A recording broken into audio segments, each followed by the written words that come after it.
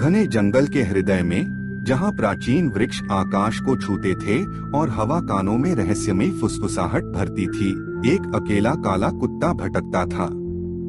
उसका नाम था तूफान।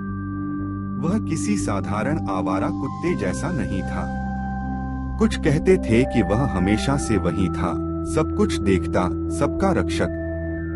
दूसरों का मानना था कि वह कोई आत्मा था, जंगल का संरक्षक। लेकिन तूफान हमेशा अकेला नहीं था। कभी उसके पास एक प्यारा सा घर था, एक परिवार था जो उसे बेहद प्यार करता था।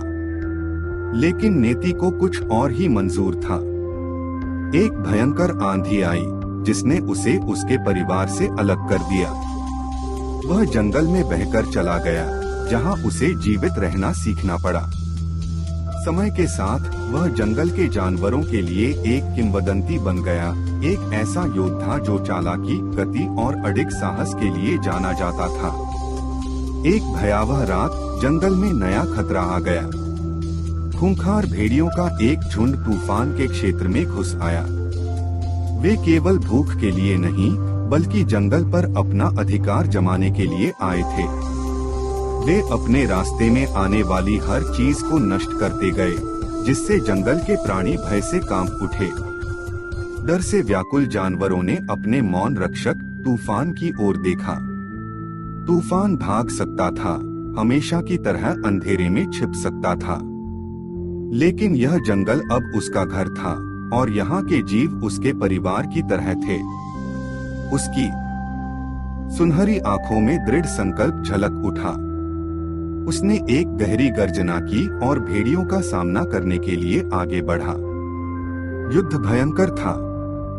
भेड़िए बड़े और शक्तिशाली थे, लेकिन उन्होंने अकेले कुत्ते को कमजोर समझने की भूल कर दी। तूफान बिजली की तरह तेज था, उसकी हर चाल सटीक और घातक थी। उसने चालाकी से भेड़ियों को जंगल के सबसे गहरे हिस्से में ले जाकर उन्हें भ्रमित कर दिया।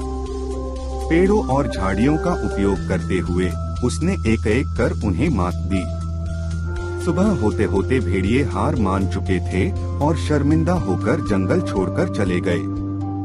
जंगल फिर से सुरक्षित था। सूरज की सुनहरी किरणें घने पेड़ों से छनकर धरती पर पड़ी।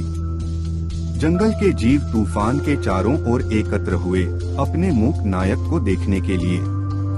लेकिन तूफान को धन्यवाद या प्रशंसा की आवश्यकता नहीं थी। उसने बस क्षितिज की ओर देखा, हमेशा सतर्क, हमेशा तैयार। कहते हैं, आज भी यदि पूर्णिमा की रात में ध्यान से सुनो तो हवा में तूफान के कदमों की आहट सुनाई देती है। जंगल का रक्षक जो अपने घर की रक्षा करने के लिए हमेशा वहीं मौजूद रहेगा।